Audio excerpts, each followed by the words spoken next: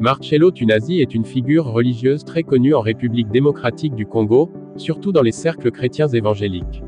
Selon les rumeurs évoquées, il semblerait que certaines personnes l'aient accusé d'avoir été impliqué dans la mort de sa femme blanche, et cela aurait mené à des spéculations sur sa santé mentale. Voici une analyse détaillée de cette situation. Les rumeurs et les accusations concernant des personnalités publiques sont courantes, surtout lorsqu'elles sont impliquées dans des affaires aussi sensibles que la mort d'un proche. Dans ce cas, l'idée que Tunasi aurait pu être impliqué dans la mort de sa femme semble être une pure spéculation. La perte d'un être cher, en particulier dans un mariage, peut donner lieu à des commentaires ou des allégations, souvent non fondées. Il n'est pas rare que des personnes publiques, lorsqu'elles traversent des moments de deuil ou des épreuves personnelles, fassent face à des accusations ou à des théories complotistes.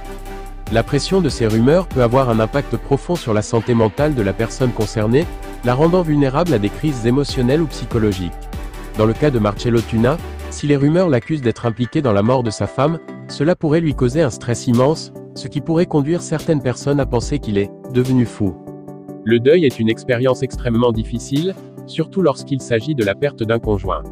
Les réactions émotionnelles au deuil peuvent varier considérablement, allant de la tristesse à des comportements que d'autres pourraient mal interpréter comme des signes de détresse mentale ou de folie.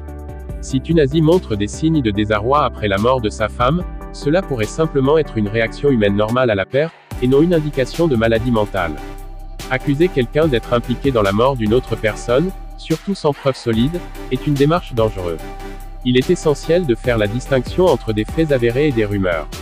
S'il n'y a aucune preuve que Marcello Tunasi ait joué un rôle dans la mort de sa femme, ces accusations doivent être traitées avec scepticisme. Sans une enquête officielle qui confirmerait son implication, toute accusation serait purement spéculative.